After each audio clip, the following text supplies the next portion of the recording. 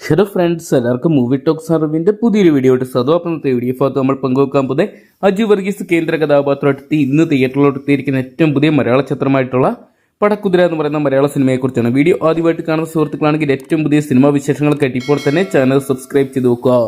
അജു വർഗീസ് കേന്ദ്ര കഥാപാത്രമായിട്ടുന്ന action drama comedy വിഭാഗത്തിൽപ്പെടുന്ന ചിത്രമാണ് പടക്കുതിര എന്ന് പറയുന്ന സിനിമ. ഏപ്രിൽ മാസം 24-ാം തീയതി ഇന്ന് ഇതാ ചിത്രം തിയേറ്ററിലോട്ട് എത്തിയിരിക്കുന്നത്. സരോൺ സൈമണാണ് ഈ ഒരു സിനിമ ഡയറക്റ്റ് ചെയ്തിരിക്കുന്നത്. നന്ദകുമാർ എന്ന് പറയുന്ന പത്രമുതലാളിയായിട്ടാണ് ചിത്രത്തിൽ അജു വർഗീസ് എത്തുന്നത്.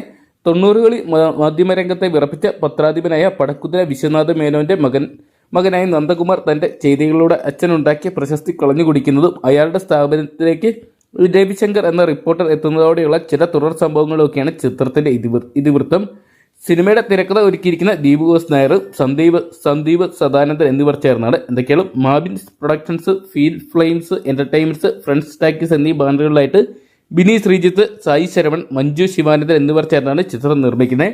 വമ്പൻ താരനിര തന്നെ നമുക്ക് പടക്കുതിര എന്ന് പറയുന്ന സിനിമയിൽ നോക്കിയാൽ കാണാൻ സാധിക്കും. അജു വർഗീസ്, സിജിയ റോസ്, ഇന്ദ്രൻസ്, ജോമോൻ ജ്യോതിര, രഞ്ജി പണിക്കർ, സുരാജ് വെഞ്ഞാറമൂട് തുടങ്ങിയവർ കേന്ദ്ര കഥാപാത്രങ്ങളായിട്ട് എത്തുന്നുണ്ട്. എന്തൊക്കെയാണ് ചിത്രം ബോക്സ് ഓഫീസിൽ വലിയ വിജയങ്ങൾ സ്വന്തമാക്കുമെന്ന് കണ്ടു തന്നെ അറിയണം. എന്തൊക്കെയാണ് പ്രതീക്ഷകളുള്ള ഉണർത്തുന്ന ഒരു ട്രെയിലറായിട്ടാണ് പടക്കുതിര എന്ന് പറയുന്ന സിനിമയുടെ ട്രെയിലർ കാണുമ്പോൾ നമുക്ക് മനസ്സിലാക്കാൻ സാധിക്കുന്നത്. എന്തൊക്കെയാണ് കോമഡിയും ആക്ഷനും എല്ലാം കൂടിയായിട്ട് വീണ്ടും ഒരു അജു വർഗീസ് ചിത്രം തിയേറ്ററിലോട്ട് എത്തുമ്പോൾ എത്രത്തോളം വലിയ വിജയങ്ങൾ സ്വന്തമാക്കുന്നത് കണ്ടു തന്നെ അറിയാം.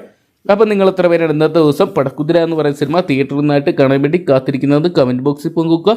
വീഡിയോ ഇഷ്ടപ്പെട്ടെങ്കിൽ ലൈക്ക് ചെയ്യാനും ഷെയർ ചെയ്യാനും ചാനൽ സബ്സ്ക്രൈബ് ചെയ്യാനും മറക്കണ്ട.